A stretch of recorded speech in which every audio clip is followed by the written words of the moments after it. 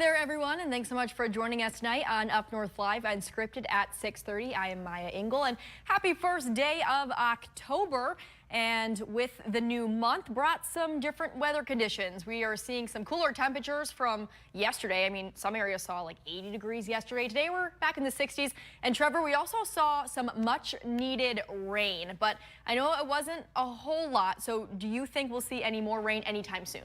Well, we could see some in the longer range forecast. I think we got a chance, a little bit, a very small one on Friday, and then another chance late this weekend possibly. We're not entirely certain on it, I'll be honest, but we'll keep an eye on it. Looks like we can get some more rain in the forecast on late Saturday into Sunday. Looks to be the timing around right now. But otherwise, yeah, you mentioned it's the first day of October. It's my favorite month of the year, so I'm excited. We're getting the cooler temperatures. Fall is our first full month of fall. You love your hockey. Hockey's coming back. I can't wait. I'm so excited for that. And we're deep in football season. Who doesn't love that, right? Well, it's a good time. Fall temperatures are certainly my favorite temperatures because it's not too cold, but it's also not hot. Yeah. So we're going to see a lot of that this week. It's going to be a lot cooler, temperatures in the 60s, but we'll still stay on the drier side as well with a pretty decent amount of sunshine. So I'll talk about that in the main weather in just a few minutes. All right. Thank you so much, Trevor, for that. And if you have been waiting to see a debate between the vice presidential candidates, J.D. Vance and Tim Walz, well, the wait will be over tonight. The vice presidential debate, the one and only, happening tonight, and with the election just 34 days away until actual election day. Both campaigns have a lot to prove as the polls in critical battleground states show that the race is extremely close right now. So here's Atra El-Nashar with a preview of tonight's vice presidential debate. Two Midwesterners facing off in New York City. Minnesota Governor Tim Walz, a Democrat, and Ohio Senator J.D. Vance, a Republican, are set to pitch two very different futures for America and say to each other what they've been saying about each other on the campaign trail. It's pretty obvious to us that Donald Trump and J.D. Vance do not share our values in any way. Kamala Harris and Tim Walz, who aren't comfortable in their own skin because they aren't comfortable with their policy positions for the American people. They've been preparing for weeks, and we're hearing from some in the candidates' inner circles, like Republican Congressman Tom Emmer of Minnesota, who's been playing the role of Walz in Vance's debate prep. I've spent the last month literally watching Tim in all of his debates all the way up to the present. He's very good at it. Transportation Secretary Pete Buttigieg, also from the Midwest, has been playing the role of Vance in Walz's prep, reportedly even dressing like Vance. But how much will this debate matter? 34 days before Election Day, and some early voters have already cast their ballots. Normally, vice presidential debates don't affect the outcome of the election, but they're important for the careers of the debaters, certainly, and they can be important in generating enthusiasm for voter turnout. Both campaigns need to garner as much of that enthusiasm as possible, especially in an election that's been so focused on likability. According to the ratings, that J.D. Vance is doing less well on the likability question than Walz. I think both candidates have to be careful not to become the story.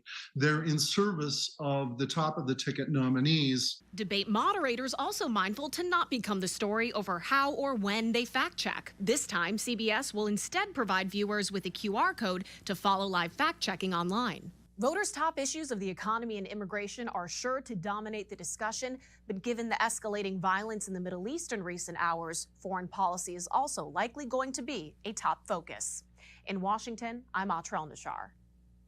And we shared with you last week that we knew that Minnesota Governor Tim Walz was in Harbor Springs with Pete Buttigieg practicing for the debate that is happening tonight. So our question of the day today is related to the debate. Will this debate between Tim Walz and J.D. Vance affect your vote? You can scan that QR code on your screen right now to vote, but I'm taking a look at the results on my laptop. So we have 471 votes and 94% say no.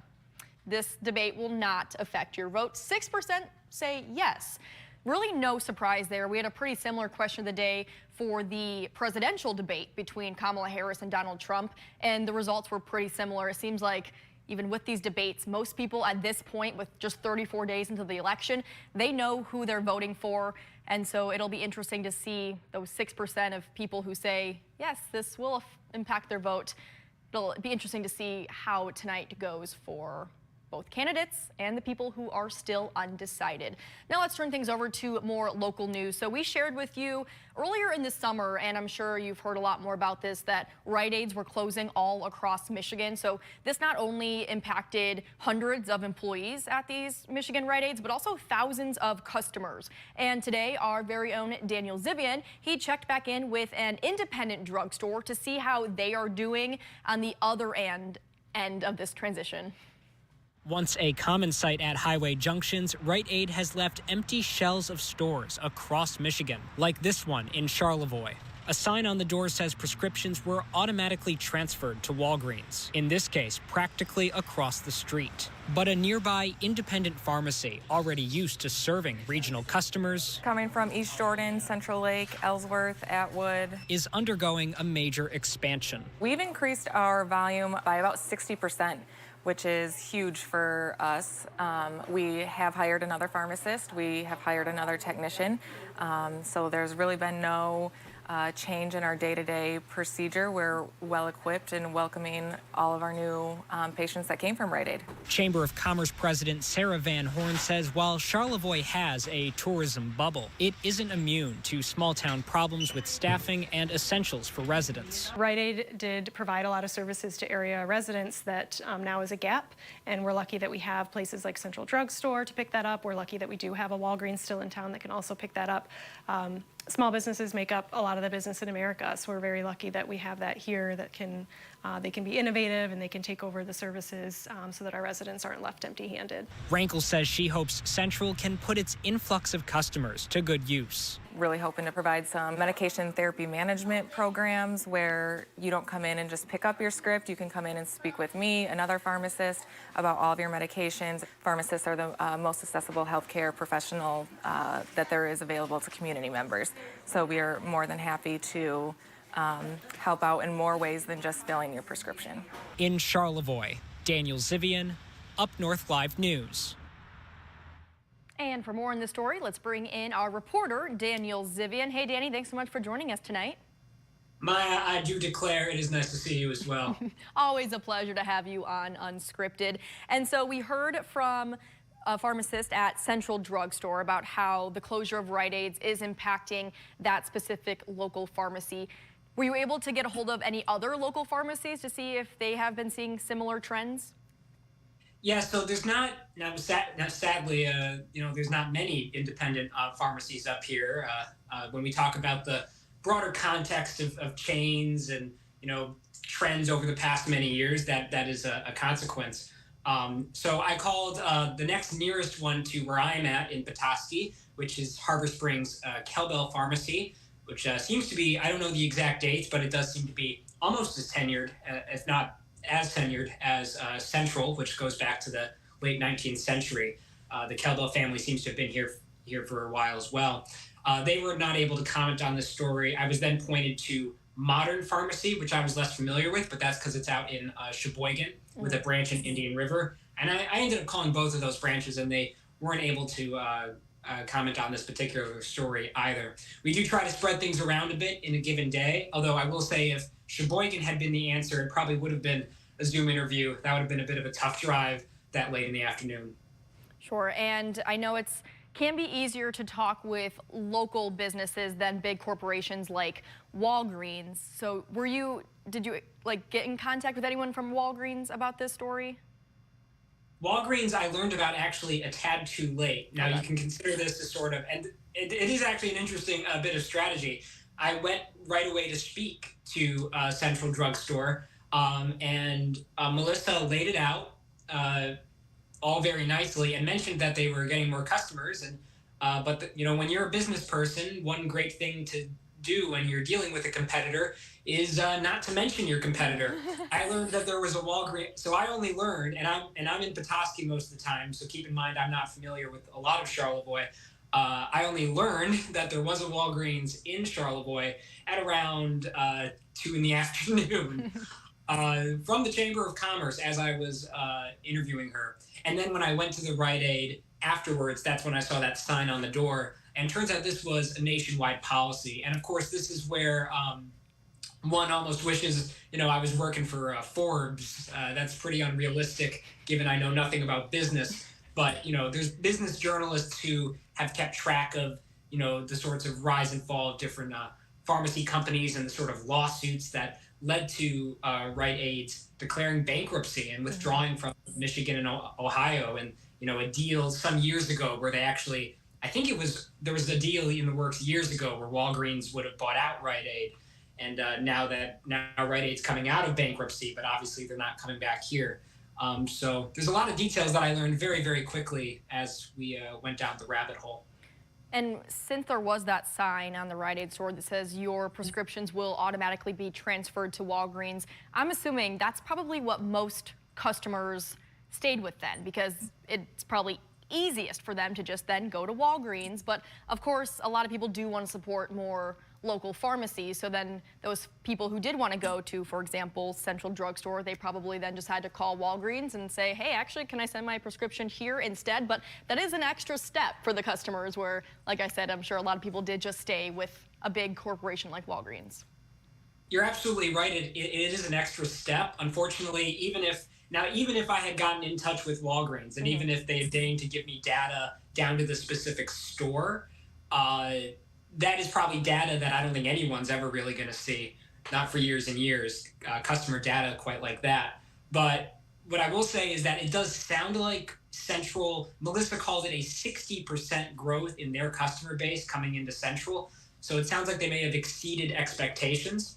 But you hit the nail on the head with what the process would be. It is automatic, and therefore all of these people that Melissa says have started, patronizing Central, they did have to take that effort. They did have to make that step. I imagine that's part of the reason that Melissa was that enthusiastic about it, was because it wasn't just more people walking into the store. It was more people going, calling them up and talking to them and making these particular arrangements. So that element of effort is definitely a part of it. Unfortunately, again, even if Walgreens had deigned to talk, I don't know if that data would ever even be available. It'd be quite something to see. Yeah. One list that is available, which you can find if you look it up, is the list of all of the stores that Rite Aid closed, which I was trying to read to get maybe a better grasp of which stores in northern Michigan closed. But there were a lot of Rite Aids in Michigan and up here, and my eyes were darn near glazing over looking at that list. So there were a lot of stores affected by this. I think it's all stores in Michigan and then all in Ohio, if I'm correct. As far as I understand, I did type in Rite Aid Michigan, and actually, their official website came up with one store in Warren somehow still being listed in their search box. So maybe they've got one hanger on in Warren. Because it did seem like it was kind of phased out. Like some of them closed right away, and then I know here in Traverse City, some of them stayed open. So I was thinking, oh, these ones are going to be open, and then a few months later, they started to close as well. So. Absolutely. And that's probably why it's a good reason we did this story now. I suppose we technically could have done it in August or September, which was more immediate to when those Rite Aids were closing. But the dust has settled. There's been time for things to relax. And that's another aspect of it. It wasn't, with franchise corporation stores like these, they often don't close all at the same time. There's different assets to wind up depending on where they are. Right. All right, Danny, thanks so much for joining us. We do need to take a quick break, but we'll be back in just a few minutes, and we will check back in with our meteorologist, Trevor Robideau. He'll have much more on the forecast for the rest of the week. Stay with us. I'm Jada Johnson from Big Boys TV, and the Fish and Game Report is sponsored by Johnson's Propane.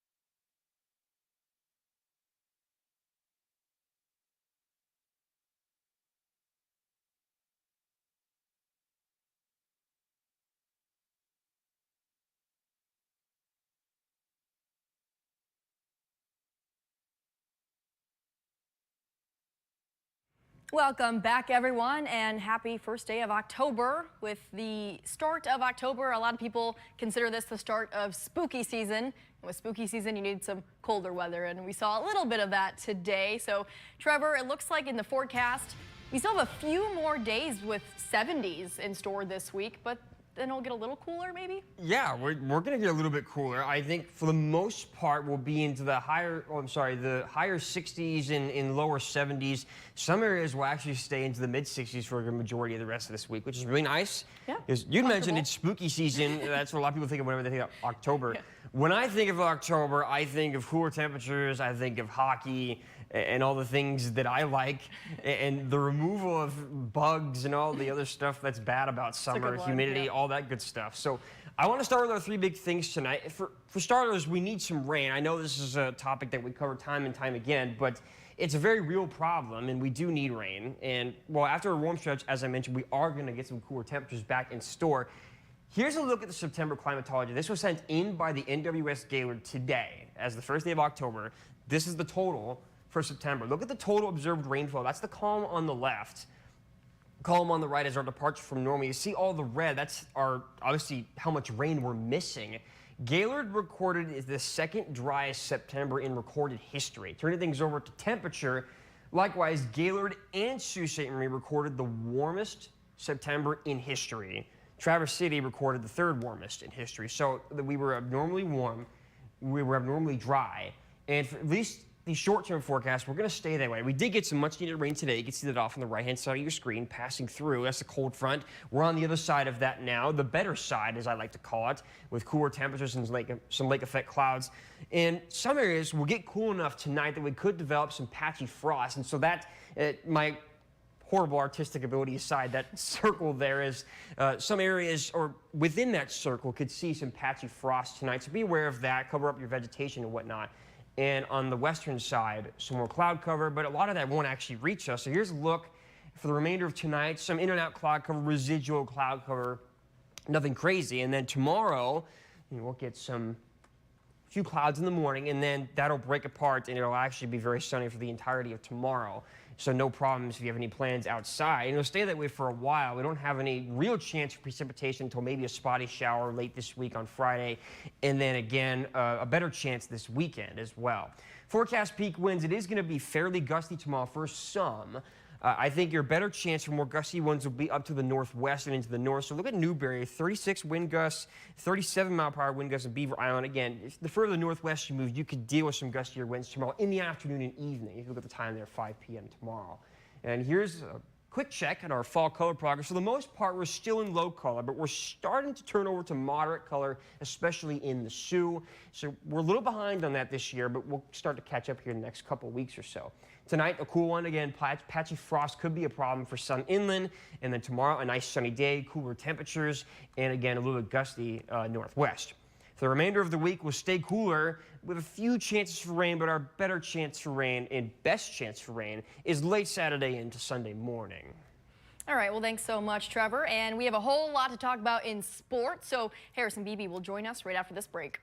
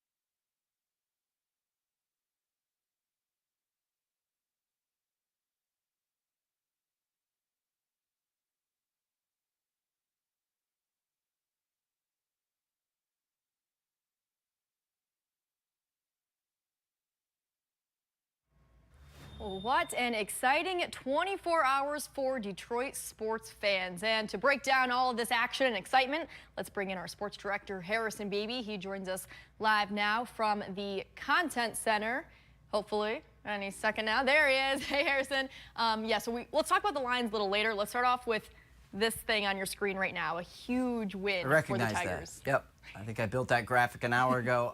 Stressful afternoon in the Content Center for me and Director Dan, who were monitoring the Tiger game on the monitors behind us. And I told him it's kind of like, it's great to have this feeling back, but it's also like, oh yeah, that's right. This feeling isn't exactly the one you welcome back with open arms based on how stressed you get. But I'd much rather be a team in the middle of a stressful baseball playoff game than a team on the outs watching other teams get the chance to play for a spot in the World Series. And that's what we had today, 3-1 the final. The Tigers putting together 3 straight hits to bring home 3 runs in the second inning. And then Tarek Skubal, what more can you say about Scoobs? He's going to be the future Cy Young Award winner. Thank goodness we were talking for weeks on this show about the potential of him being traded back in July. Thank goodness that didn't go down because he was very stellar today for the Tigers, going 6 innings, only allowing 4 hits, 0 runs in 6 strikeouts as well in that progress. And hopefully we get to see him in the next round, but that's up to the Tigers. They have 2 games now, the chance to advance. You got to win 1 of the next 2. The Astros have to win 2 in a row in order to keep their season alive. So we'll find out. We still don't know who the Tigers are going to pitch for Game 2, which is very interesting. As A.J. Hinch described it, he's going Skubal in Game 1, and then chaos, and then more chaos in Games 2 and 3. So kind of like the MO of this Tiger team for the last month and a half. They're just kind of going to wing it, and that's what that second inning felt like. Those guys were just loose and relaxed and comfortable, and if they got out, whatever, they were going to deal with it later, but if they got base hits, they were going to hustle on the base paths, and that's what we saw in the second inning, and it got nerve-wracking there at the end with the Astros having the bases loaded, but the Tigers did close out that 3-1 win. First playoff win since 2013, and we don't have a ton of time to talk about the Lions and the Seahawks game yesterday, so let's just leave it at this. Jared Goff. Jared Goff. Yeah, you were kind of up and down last night like I was today for the Tigers for sure. But Yes. Either way, great time to be a Detroit sports fan. Absolutely. All right, Harrison, thank you so much for joining us. And we're going to take another quick commercial break, but we'll be back in just a few minutes and we'll check back in with our question of the day and check out those live results. Stay with us.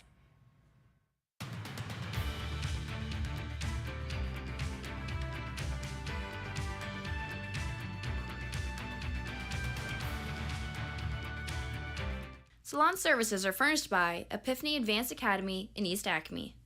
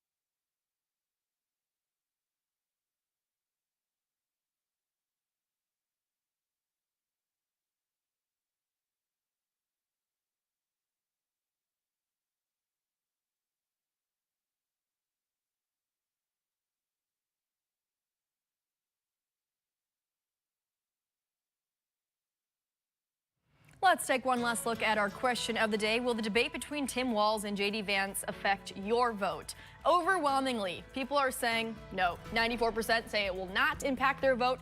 6% say yes.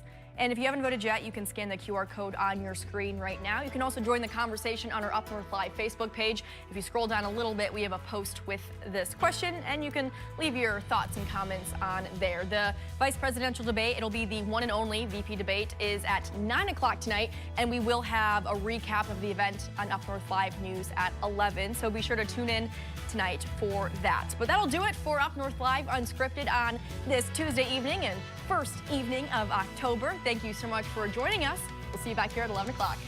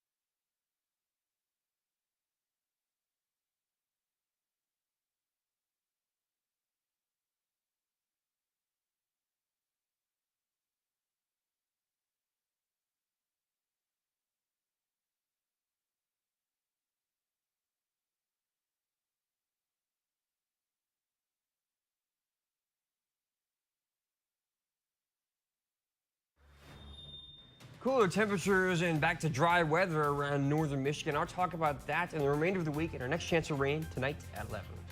Some East Bay Township residents are up in arms over proposed zoning changes. What they had to say at a public hearing tonight, plus highlights from the vice presidential debate and the latest on the attack against Israel tonight on UpNorthLive News at 11.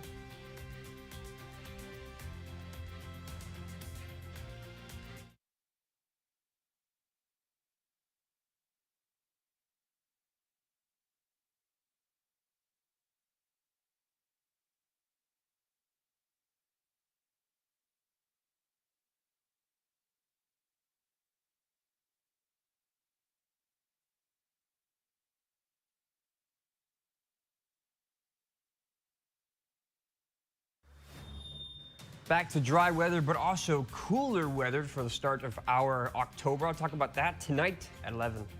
Plus, some East Bay Township residents are up in arms over proposed zoning changes. What they had to say at a public hearing tonight at 11.